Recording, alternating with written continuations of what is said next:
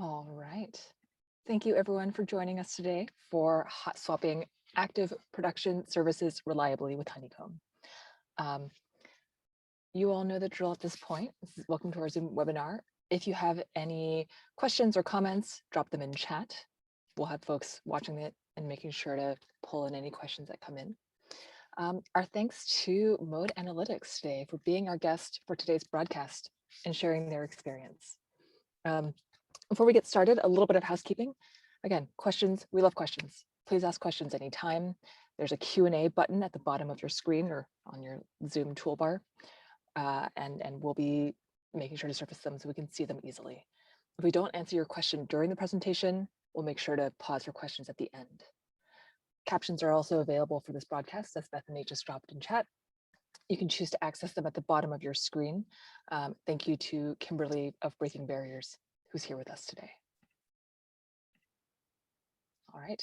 I'm Christine Yen, CEO and co-founder of Honeycomb. My background is as an engineer, and so that is the hat I will be wearing today. But really, the stars of the show today are Ryan and Talia, staff software engineer and senior software engineer of Mode Analytics. Would the two of you mind telling us a little bit about yourself and your role at Mode? Sure, I'll go first. I'm Ryan Kennedy. I'm a staff software engineer on the Mode Analytics backend services engineering team. We work on large-scale data services, integrations, and other things that sort of sit behind the web application. And I joined Mode about 2.5 years ago. I'm Talia. I've been a backend services engineer at Mode for almost 2 years. Working on the stuff that Ryan described. Prior to Mode, I was at a food tech startup working on their API and a large enterprise SaaS company. Would you also, for anyone who isn't familiar, give an overview of Mode and your mission and what you do for your customers? Yeah, I can go ahead and take that one. So Mode's really a tool for cross-functional teams. So a tool that empowers them to investigate ideas, analyze data, making decisions together. We provide that functionality through, we integrate with customers' data warehouses. So we don't store their data, we go out and fetch their data from where it lives. We bring it back, and then we allow customers to actually do the analysis on top of it using a combination of our visualization tools and our Python and R notebooks. And then sort of layered on top of that, we allow customers to do things like schedule reports. So once they've got the reporting that they want, they can schedule it to run at any time, and then be able to share that out via Slack, email, whatever. So yeah, it's Mode in a nutshell, helping you make decisions with your data using our tools. Sounds like a lot of delicious complexity to dive into. Absolutely. Awesome. Well, help set the stage for us, please. I know that this started with the introduction of a new service. What was the impetus for this change? And why was the old service so important? What does it do? Yeah, Talia, did you want to take this one? Sure. So the service that we are looking at, Flamingo, is what powers all of our visualizations, which is kind of an important part of the product. So we had this one service, but it was doing way too many things. There was tight coupling between the visualization system, the in-memory database, the syntax, the grammar language. And basically everything was too tightly coupled in a way that made it really difficult for us to iterate on the service or add new features, because you couldn't make changes with only one team. You had to kind of involve multiple different teams, and it was serving us for what we needed it to, but if we wanted to continue to grow and add more features to the service, it was just going to be next to impossible because of how tightly coupled everything was and the lack of any sort of like abstraction boundaries.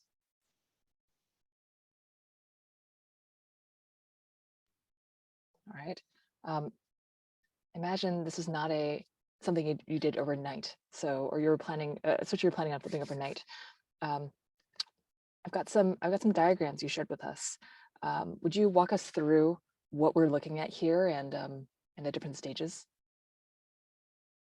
Yeah, so on the left there, it's showing what the architecture looked like before any of these changes. So As you can see, Flamingo has a lot of different things going on that are all happening within the same service. So it's handling the API, visualization grammars like the SQL dialect, the in-memory database, as well as pulling data from S3. So like we said, just very tightly coupled. Yeah. And maybe one thing, Yeah. maybe one thing worth mentioning there real quick is that the visualization grammar there is largely owned by another team inside of Mode. And so this is one of the oddities, maybe the quirks of Flamingo in terms of the dual ownership of this service at the moment, where our team backend services largely owns Flamingo, the API, the data manager, management of that in-memory database, but as a whole, their team that manages that visualization grammar. And the grammar is fairly complex itself, where the grammar will take in, give me a grammar explaining what it is that you would like to visualize, and turns that into an execution plan. And that execution plan can involve one or more SQL queries against that in-memory database. And so it's a very complex piece of code that's running in there. They upgrade and make changes to it at their own sort of cadence and velocity. And the services is trying to maintain the rest of the system at a good reliability and performance.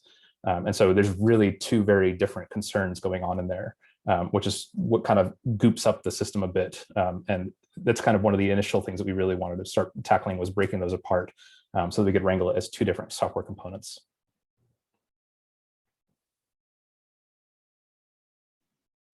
Yeah, so this shows a little bit, so the project that we've been working on right now called Data Engine is basically trying to bring us towards a place where we can decouple the things that the other team manages from the things that we work on.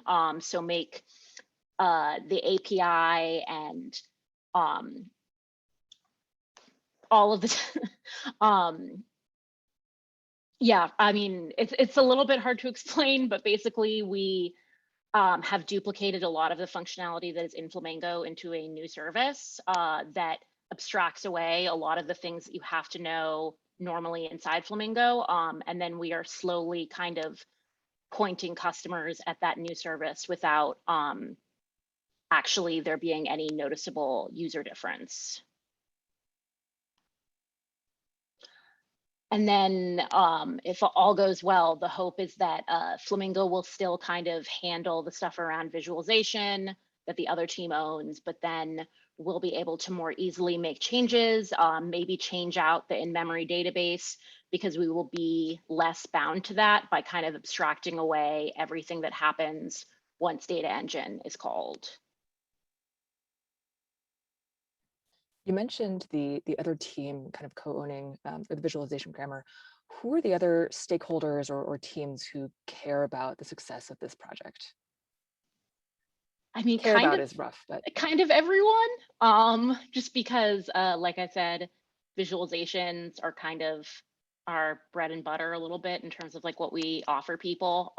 And it's one of those things where if it works, nobody really thinks about all of the components, but as soon as it doesn't work, like the core functionality is pretty altered. So I would say probably almost everyone, maybe they don't realize that they care about this, but they probably do, because I think as soon as it stops working, that's a problem.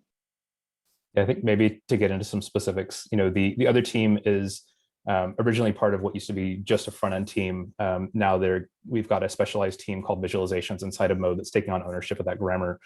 They obviously care very deeply about this. They want to make sure that, you know, the changes to them don't impact them that much. Product management, a big part of the selling point for doing this project was opening the door for new capabilities for the company down the road. By moving this abstraction layer down a bit, by moving people off of that S3 bucket, we can start making some changes to that so that we actually speed up other parts of our pipeline. The fact that other things are really tightly coupled to those objects in S3 right now makes it really difficult for us to make changes. And so that abstraction boundary is going to open up, you know, months, years, quarters worth of more work down the road for us that we can start doing. And then I think, you know, also on the product management side, they want sort of assurance that, you know, we're not going to break the existing experience, that we're not going to make it that much slower by adding in this additional network hop. And so, you know, there's other stakeholders who are maybe more interested just in, as you're making this change, please make sure that nobody notices that we've done this. Well, sounds like a lot of eyes. Okay. I know you took these changes in a series of phases. If my slides catch up. There we go. Would you walk us through the phases of making this change and what you were thinking at each stage? Come on, slides. There you go. Sorry, the light in the room I'm in just turned off. Okay.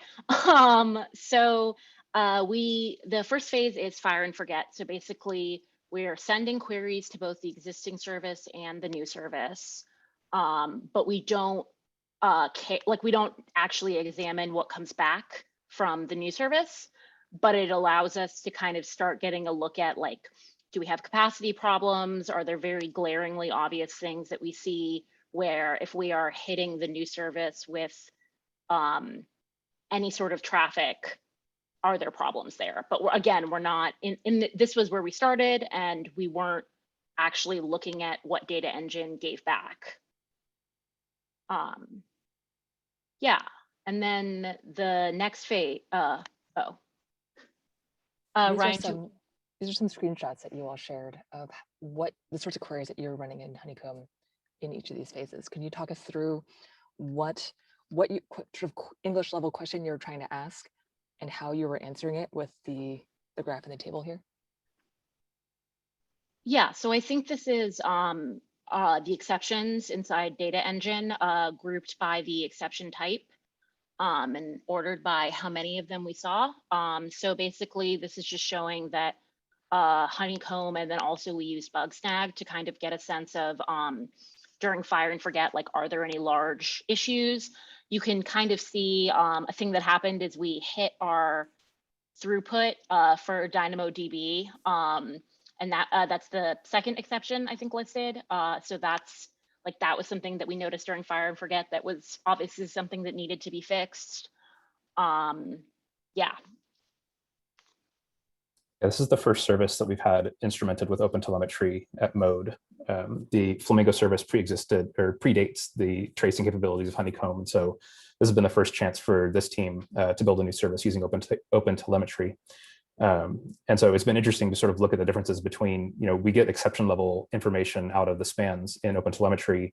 We also get exception information in Bugsnag. And in some ways, Bugsnag is easier to consume error information, but in other ways, it's nice to be able to sit in a single pane of glass when we're doing a lot of our analysis and investigation. This is one of those places where we have the exception level information inside of Honeycomb. We can continue to use this UI that's really familiar to us to slice and dice this data. So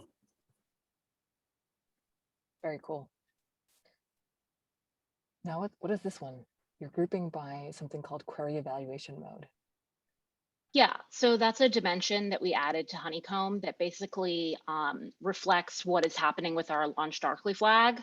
So we kind of use this combination of Honeycomb and launch darkly, where the phases that we were talking about, so fire and forget and the other two, are then stored in that Honeycomb dimension, so that for any given data point, we're able to say, this is the phase that this is the part of the code that data traverse, and like able to actually then pinpoint, because this is looking at average success rate. So basically saying for the average success rate, group by which phase it is in, and then try to get a sense of how is that impacting the success rate. Yeah, so a nice thing that you can see here is you can actually see as we were transitioning from phase to phase, it starts off with that, I think it's an orange, which has a null value for the query evaluation mode. So this is before the code actually went out, before we were starting to use the feature flag. And then you see on June 11th, you see that the purple line shoot up. And that's Flamingo exclusive evaluation. This is where it's the control for our particular experiment. And so you can see that this is the code where the launch darkly flag actually went live, but we're still evaluating to the control. And then June 28th or so is where we start turning on the fire and forget. And so you can see these vertical lines sort of show where each one of these feature flags are being enabled at certain percentages for us. And then that average of the success rate, that success rate metric is either 100 for success, 0 for failure. So it works really similar to like an SLI type metric, where we can run an average of it to then get a percentage for this. And so what we can see is that, in Flamingo exclusive evaluation, the success rate is a bit better than pretty much all of the evaluation methods. And so there's some things for us to go in and look at. In particular, that data engine fire and forget, we saw the errors on the previous slide. Part of that contribution was, like Talia said, exhausting our DynamoDB capacity and realizing, oh, we under provisioned our DynamoDB going out of the gate. The nice thing is, as Talia said, like we ignored these responses. We continued returning the responses generated by Flamingo. So users were never actually affected by those errors, but we were able to collect the data and know early on, if we had just automatically gone live with this, it would have cratered immediately because we didn't put enough quarters in the DynamoDB machine. So let's go put in some more and make sure that error goes away. Would it be almost fair to say that this was like you mentioned almost using this like an SLI, that like this was the thing that you communicated externally as this is our standard for a stable migration, and then the previous slide is what you used to investigate? Like, help me understand what you would do or what you did when you started seeing the success rate dip down, like we're seeing in the green section. Yeah, I mean, I think you got it exactly right. Like this is a very coarse measure of how is the service doing. How is the service performing relative to the other service? If they're relatively identical, then we're like, well, it's at least as reliable as the other one. And that was one of our core criteria. We don't need to spend too much time looking at it, but we see that it's lower. And it's like, okay, reliability is not as good. We should probably go investigate, find out why, figure out what we need to fix, get that fixed before we move on to the next phase. Gotcha. And remind me, what were the other, sorry if you said this already, but what were some of the other metrics that were important to you? We've got a question from Mertuza in the chat about kind of measuring success of this migration. Yeah, we set some really early success criteria with our product manager and the engineering manager for the project, where we said, before we even start writing any code, we want to have really concrete metrics on what is it that has to be successful in order for us to go ahead and roll this out completely. And it has to be at least as reliable as the existing system. And so that's where this metric comes in. Like, we don't want to be any worse on reliability. The other thing we did was we knew we were adding an additional network hop. Network hops can both slow things down. They can also impact your reliability. And so, saying we didn't want it to be any less reliable, a little bit of a crapshoot there. Just network glitches and whatnot. We've been fairly fortunate with that so far, knock on wood. But the latency metric has been the other one where we negotiated with product early on and said, it's probably going to be a little bit slower. How much slower are you willing to accept in terms of doing this migration, knowing that, down the road, as we start swapping out the backing technologies on this, we might actually start to go faster, but we might have to endure this small period of time where we're a little bit slower. And so we ended up coming to an agreement with product that the P50 and P99 latencies for Flamingo, the service that's invoking the data engine, that is P50 and P99 would be no more than some threshold slower than its baseline performance. And so that's what we'll actually be evaluating in the last phase, is sort of looking at how is the performance between Flamingo only evaluation and Flamingo evaluation through the data engine. Are we within the bounds? If we're in the bounds, we're good to go. We can consider it a success. We can launch. If we're not in the bounds, we then need to have the conversation of, are we really close and we want to relax the bounds just that little bit? Or do we want to say that, no, we really need to find that extra performance and go see if we can squeeze it out of the system, or potentially say, like, this is never going to make it. We just need to scrap the system altogether. Like, that was the thing. We didn't want to sort of admit that that was a possibility, but we had to sort of say to ourselves, like, there's a possibility this approach does not work, and we need to go back to the drawing board at the end of this. Yeah. All right. Well, with that, let's go on to some of these later phases where you're looking into performance. Yeah, so the second phase was full evaluation. So send queries to both services, still returning the results from the original service to the user, but now creating an event in Honeycomb that lets us compare the results from the two services and see if there are any differences between the two results. So that was important to us because we wanted, obviously, if we are trying to switch out one service for another, the user experience should be the same and the data should be the same, which sounds straightforward, got a little complicated. If we go to the next slide. Yeah, so as you can see here, this is us looking at the new event that we created and grouping by whether or not differences were encountered. So as you can see, like the majority, there were no differences seen, but there were still a fair number of cases where difference encountered was true. And this was kind of interesting for us. It was a mix of, some of them were easy to figure out. Like, for example, I believe the old service was using microseconds, and the new one was using milliseconds. So like that one was pretty easy to fix. But then the one that has kind of continued to linger and be complicated for us, if you can go to the next slide, is floats. So as you can see, the majority of the mismatches that we've seen are of the cell type float. So we were trying to figure out what was actually happening there. Is there really a problem? And I think we are still kind of answering this question, but it seems like it's a problem with floating point loss of precision. So basically this has just been, it just like kind of allows us to have this UI that lets us look at like what actually are the mismatches that we're seeing? Are these things that we need to fix? Are these things that like are don't actually really mean anything? Yeah. Wow, I'm so glad you captured on the right-hand side the derived column that you're using to define this difference. It's really cool to see inside your schema, and especially such a kind of detailed investigation like this. Do you have a ballpark of how many columns you have on each of these events, since you seem to be grouping by and kind of investigating all these different pieces of an execution? Yeah. You know, it's not that many. I think it's basically just like what is the because we check for mismatches on 4 dimensions. So it's row count, column type, and then cell mismatch. And I believe we've only seen cell mismatches. Everything else has always been correct. But so I believe our columns are like difference encountered, something that captures what type of mismatch it was. And then because we ended up just basically only seeing that cell mismatch, we would have 2 columns that represent the column type and cell value for the mismatch in the old system, as well as the column type and cell value for the mismatch in the new system, which like sounds like a lot, but actually is pretty straightforward in terms of like when you just look at it. Yeah, the way that we emit them is it's a 1 honeycomb event per row difference that we detect. So it's not a total evaluation. And then we set, there's a cap in there. I don't remember how many.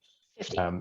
50. So up to 50 differences per query that will actually log the honeycomb, so that we don't, if there's a 1,000,000 row query result, we don't log 1,000,000 events. So we cap it just as something that seems like a useful subset for us to get a look at, which is how we get to this data that you can see here. Very cool. The interesting thing here is that it turns out that honeycombs also got, as we discovered yesterday, its own little floating point weirdness, where all of those zeros and negative zeros, they show up as their own groupings, because under the hood, there's actually a lot more precision that you're grouping by, but visually you're only showing so much of it. So it's been funny just to see all the places that floating point weirdness rears its ugly head. It's true. It's true. I think we've got someone looking into that on our side. All right. Should we move on to the next phase, or are there other things? All right, I'm seeing nodding. Right. So this is the phase that we are not actually in yet, but is captured by that in the chart that we showed, that we had the before, during, and after. This is the after. So basically, once we feel confident enough that we can swap the 2 services out, we are going to exclusively send things to data engine, and then look at that and basically compare it to the baseline of the Flamingo exclusive. And at that point, we'll be able to say, like, what does the latency look like? Things actually like look at measures that make us feel like not necessarily confident that performance has improved, because we don't know that it will, but that at least performance has not declined massively. So we are not quite yet to this phase, but that is, I think, that we're hoping in the near future is where we're going next.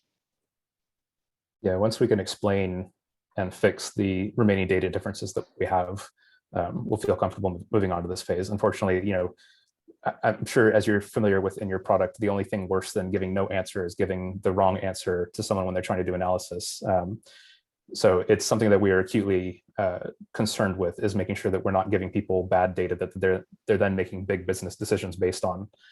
It's kind of the worst thing we could do to them. So trying to make sure that we're very concrete on the results that you're getting are correct. They're at least as correct as they were in the old system, has been really important to us. So As Honeycomb is a customer of Mode, I very much appreciate that attention to detail as well. All right. Lessons learned. Yeah. So definitely, like, as we talked about, something that was important for us was just ahead of time, before we even touch the code, saying, here is what we expect to see in terms of latency.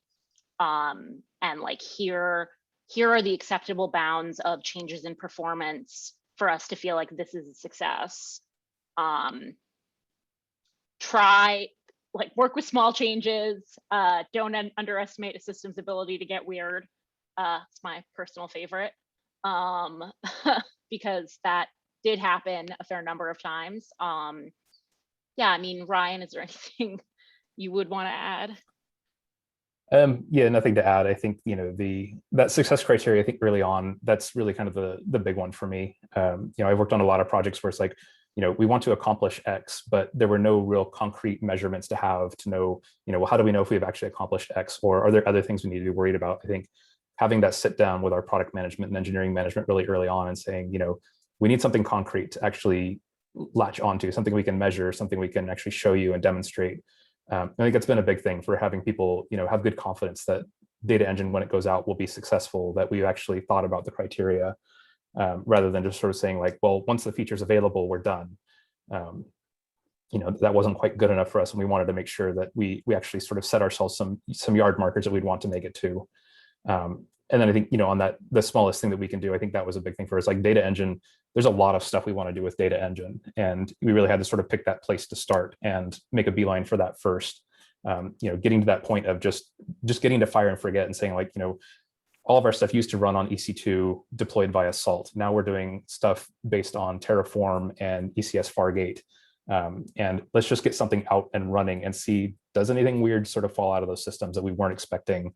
Let's get something out as fast as we can so that we can start dealing with those problems now, rather than getting all the way to the end, trying to do a rollout of 10 different changes and trying to figure out like, where's the problem? And that was a really big thing for us, I think, just given the volume of changes that we were undergoing with the system. And then, yeah, like Talia said, don't underestimate the system's ability to get weird. There are things that we sort of expected. There are a bunch of things that we did not expect. That floating point thing is definitely one we did not expect. In the investigation, we've narrowed it down. We're pretty sure we know where it's at. And it turns out like that probably has been happening for all of time. And we just didn't know that it was happening, because floating point addition is weird. So, just be prepared for the unexpected. It's going to happen. How has it felt uncovering this weirdness? And has it changed your confidence, or like engineering confidence in projects going forward? I'll start with it. I think, it feels bad at first. Like you find that, this data doesn't match. You're like, oh God, what did we do wrong? And then you start looking for it. And, fortunately, having Honeycomb and having the data that we had in Honeycomb made it somewhat easy to say like, oh, these floating point numbers, they're very, very similar. Like they're off by, we're talking about billionths of a point, or billionths of a decimal point. It's so minuscule. Like this is starting to sound an awful lot like floating point rounding precision loss. And so you start to feel a little bit better about like, okay, well, maybe this is just a to be expected thing. And then you go and you actually find like, we got the very narrowest reproduction case, like because Honeycomb was able to tell us like, it looks like loss of precision. Well, let's go figure out where the loss of precision could be happening. Let's go set some breakpoints in places and figure out where it's happening. And that helped to steer us in the right direction. And so when you go and you find it and you reproduce it with that minimal reproduction, where it's like, we've thrown out a whole bunch of other code, we've got it isolated to this one piece of our infrastructure. And if we run it this way, we get one answer. If we run it this way, we get a different answer, even using the same data and the same SQL query. We're now very confident that that's where it's at. And so it gives you that confidence both in that A, you found the problem, and B, that you're smart enough to find problems. Just that it sort of builds on itself, right? You solve one thing that seemed intractable when you first started, you got a good answer to it. And you're like, oh, I'm smarter than I thought I was. And the tools that I've got are really great at helping me find these things. And I don't know, like the confidence building for future things, I think is going to be wonderful for us. You were smarter than you thought you were. Yes. That is something I'm glad to hear. How when you're talking about success criteria, and especially kind of the what the PMs cared about, did that also encompass sort of the business value of this project, or are there other conversations that you expect to have that will either come out of or be kind of supported by the investigations you've done so far in this migration? Yeah. So the thing that is interesting to me about this is that the refactor in it of itself of like splitting apart the services is like not something that inherently provides business value, but doing it then opens us up to a lot of things that do provide business value. So really kind of the goal with this section of the work and what Honeycomb really helped with was being able to say like, hey, we can in production slowly start putting people on this new thing with like no visible impact to the user and feel confident that like we don't have to take down a thing that is really important and that a lot of people rely upon. And then the thing that really provides business value is once these things are decoupled, like all of these things that we've been asked for that we've had to say like it's just not possible start to become possible. So there's a little bit of patience that we have to have, but I think that is what part of why Honeycomb was so helpful is because we were able to say like, hey, the business value is maybe not being generated right now, but you can at least see that we aren't harming anything and that then we can work towards something where like actually there is a lot of value generated. Yeah, I think there's also a bunch of pre-work that was also done with Honeycomb that, in looking at the things that we could improve, we use Honeycomb a lot for those things and figuring out, there's other parts of the data pipeline outside of analysis, a lot of stuff that leads up to analysis, like ingesting data from a customer's database. And we rely on Honeycomb really heavily for that as well, to be able to say like, yeah, this is where the time's being lost. It's being lost because, we pull data out of a customer's database and we turn it into a CSV and a JSON file. And those are really gross formats and they're very expensive formats. And if we could get off those formats, we could actually speed up this part of things. We can start to think about doing things more incrementally. It's like, but we can't do that until we do this other thing. And so there's all this pre-work that goes into it that says like, I want to build up a whole bunch of proposed business value using all these other metrics that we have, and then tell you we can't get that business value until you let us do this other project because it is an obstacle to being able to do this other work. Good, it's good argument building. You mentioned something you said early on. You said that mode was very explicitly for cross-functional teams to answer questions about their systems.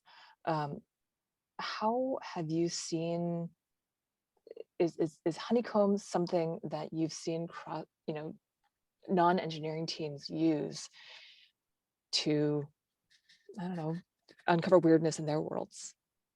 What does that look like? Yeah, Talia, do you want to take that one? I mean, all I was going to say is Success uses Honeycomb at Mode pretty heavily in terms of when customers are reporting issues, being able to say like, hey, I can see that this certain type of error is being encountered. I can see the frequency with which it's happening. I can narrow down on any of a number of dimensions that make me feel confident the data that I'm looking at is relevant to the customer that has the problem.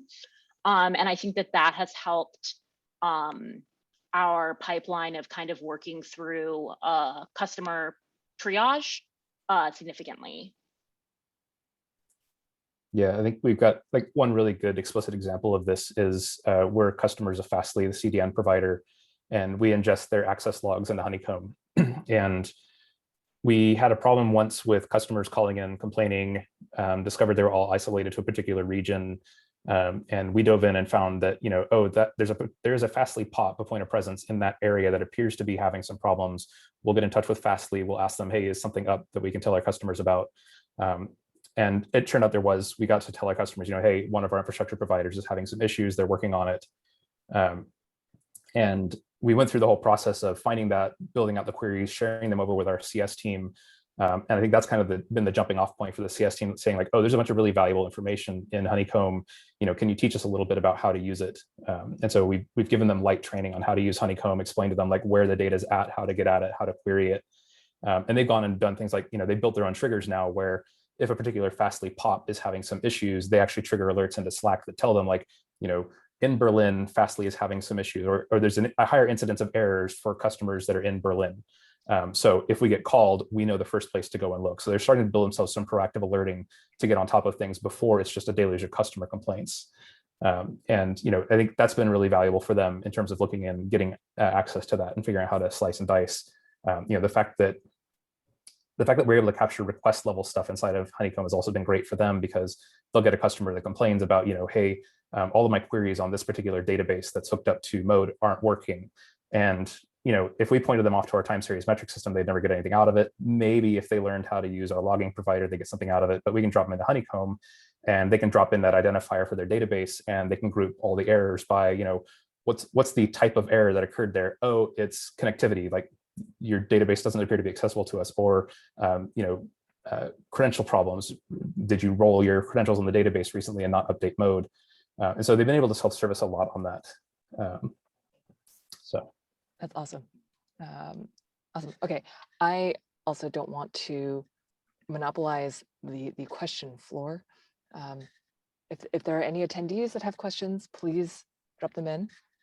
Otherwise, are there any last minute thoughts, Ryan or Talia, from this project or from your exposure to Honeycomb?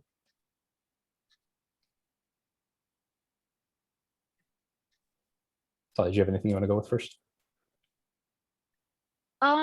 I think just that this was kind of my first experience working with like a non-time series system in terms of like looking at events happening in the system, and just that like that's really changed how I kind of look at understanding what's happening in the code, and that's been valuable for me.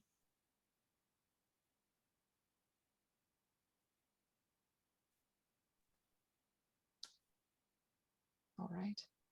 I think the thing for me is the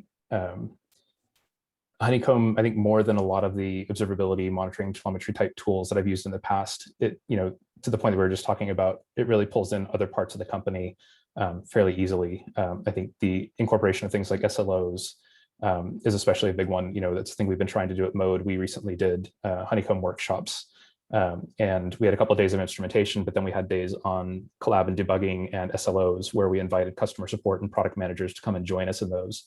And the day on SLOs, we actually had engineers, customer support, and engineering go into breakout rooms and start saying like, what sorts of SLOs would we like to set? And actually seeing those conversations happen between those three groups, and having customer support and product talk about what's important to them and what they would like to set an SLO around, and engineering saying, yeah, I think we've got that, or no, with a little bit more instrumentation, we'll have that data. We don't quite have that instrumentation yet. Let's put that on the backlog to add. I think Honeycomb, more than any other tool, I think is the only place where I've seen that kind of collaboration, in the time series and logging systems. You don't see product managers wanting to drop down into most, at least not most product managers. We have some product managers who definitely jump into it, but not all of them. But I think a lot of those tools, they just don't lend themselves to as much cross-functional. They really build for engineers, and they build for things that engineers would care about. Whereas I think Honeycomb is starting to nail a lot more of that cross-functional interface with companies. I think it is. It's almost not allowed, maybe for a technical person to say this, but I think one of the most valuable parts of adopting SLOs are those conversations. 100%, right? It's the folks into a room and you have to walk out with one thing. You have to all agree. And I'm so glad to hear that. There's so much, when Charity and I started this whole thing, we had and still have dreams of, and we say things like, when we hear that a customer's CS teams and support teams are using this, that's when we know we'll have landed. That's when we know that that customer gets it enough and is able to, has stopped fighting fires long enough to start getting creative. And thank you so much for sharing your stories. This is so exciting to get to hear and to watch you all continue to kick butt with us. All right. I think that about wraps it. I will pause another like 5 seconds if anyone has any last minute questions. But thank you all, everyone who joined us for today. I hope you learned something. I hope you had fun digging into all the strange things we uncovered in mode systems. And have a great rest of your week. So. Thank you again, Ryan and Talia.